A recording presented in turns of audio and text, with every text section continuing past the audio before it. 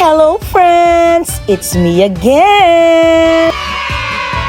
Last Sunday, June 21, ay nag-celebrate ng 5th birthday ang aming bunso at nag-iisang model ng Clarine Sisters gowns na si Rayray. At sa bahay na lang namin ito ginawa. Heto kasi yung request niya. Okay. Bago yun ay umattend muna kami sa church. Then after church ay dumiretso na kami sa Goldilocks para bumili ng cake niya. At dahil medyo late na ay nag-lunch na lang kami sa Wings Cabalen. Pag uwi ng bahay ay nag-ready agad kami. Ang original plan kasi ay kakain na lang sana sa labas at maglalaro siya. Kaso lang, nataon na Father's Day din kaya nagdalawang isip kami. For sure, maraming tao at baka ma-stress lang kami sa pila.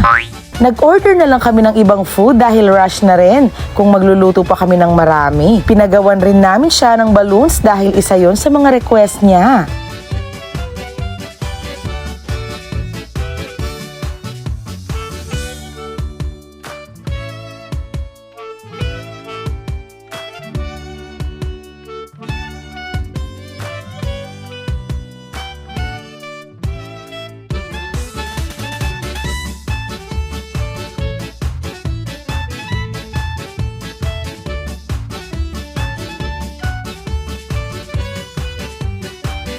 Habang hinihintay ang mga bisita, ay nagpictorial muna siya kasama si Daddy Ramil dahil Father's Day celebration din ito.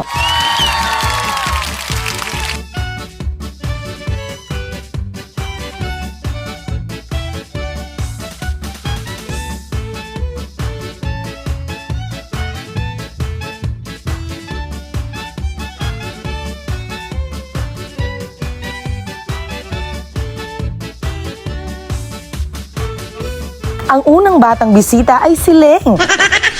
At dumating na nga rin si Namots at may binigay pang gift sa kanya na talagang nagustuhan ni Rayray. Woo!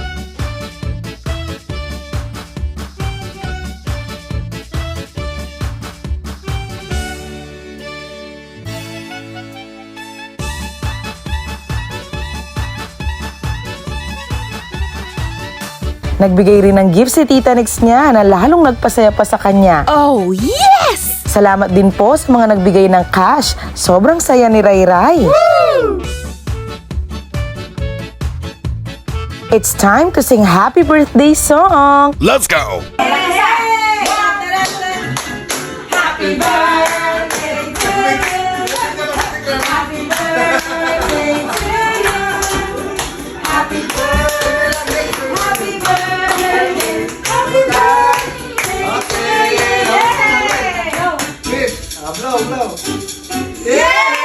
Sana lahat ng wish mo ay matupad, anak. We love you so much. Siyempre, tinawagan rin namin sina Lola Det niya na nasa vegan para kumpleto ang saya. Dumating na rin ang mga lolo at lola niya, tito at tita and pinsan from Apalit.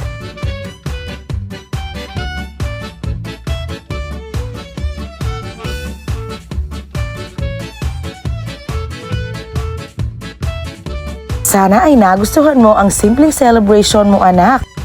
At ayan na, gutom na nga ang ating celebrant. Maraming salamat po sa panonood. God bless us all. Bye!